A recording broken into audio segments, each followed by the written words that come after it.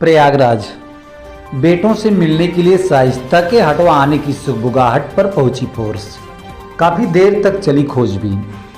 उमेश पाल की हत्या के बाद से ही अतीक के दोनों नाबालिग बेटे आजम और अबान को राजरूपपुर स्थित बाल गृह में रखा गया था। इसी बीच आजम 5 अक्टूबर को बालिग हो गया था। बाल कल्याण समिति ने दोनों को उनकी बुआ को सौंपने का निर्णय लिया। नमस्कार, आप देख रहे हैं आर्य प्रयास। मैं हूं धर्मेंद्र शुक्ला। 50,000 की इनामी शाइस्ता प्रवीण के हटवा आने की सुगबुगाहट पर फोर्स बढ़ा दी गई है। बाल गृह से छूटने के बाद अतीक के दोनों बेटे रिश्तेदार अंसार अहमद के घर पर हैं। ऐसे में माना जा रहा है कि उनकी मां शाइस्ता उनसे मिलने का प्रयास जरूर करेगी। हटवा में अंसार के घर पर फोर्स बढ़ाई गई है। गांव में भी फोर्स लगा दी गई है। इसमें महिला सिपाही भी मौजूद हैं।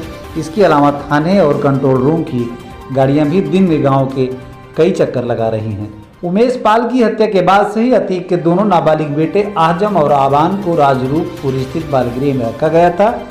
इसी बीच आजम 5 अक्टूबर को बालिग हो गया था।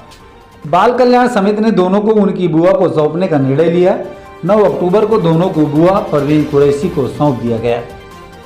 दोनों को अशरफ ने साड़ू अंसार अहमद के घर पर रखा गया है। उनकी सुरक्षा में अंसार के घर फोर्स भी लगाई गई है। अंसार अहमद के घर पर बढ़ाई गई फोर्स सुगबुगाहट है कि शाइस्ता प्रवीण अपने नाबालिग बेटों से मिलने हटवा आ सकती हैं। शाइस्ता की खोजबीन में लगी पुलिस इस खबर से सक्रिय हो गई है। हटवा में अंसार के घर पर फोर्स बढ़ा दी गई है। इसके साथ ही गांव में भी फोर्स तैनात है। कई सिपाहियों को सादे वेश में भी तैनात किया गया है। महिला पुलिस की तैनाती की गई है क्योंकि शाइस्ता कुछ बुरकानसी महिलाओं के साथ ही रहती है। वह खुद भी नकाब में रहती है। इसी कारण पुलिस अब तक न तो शाइस्ता को पकड़ पाई है और न ही अशरफ की पत्नी जैनब को। अंसार के घर आने जाने वाले सभी को पूरी तरह से जांच पड़ताल के बाद ही अंदर जाने दिया जा रहा है। कि दोनों बेटे भी घर से बाहर नहीं निकल रहे हैं। एसओ पूरा मुफ्ती अजीत सिंह ने बताया कि गांव में फोर्स तैनात है।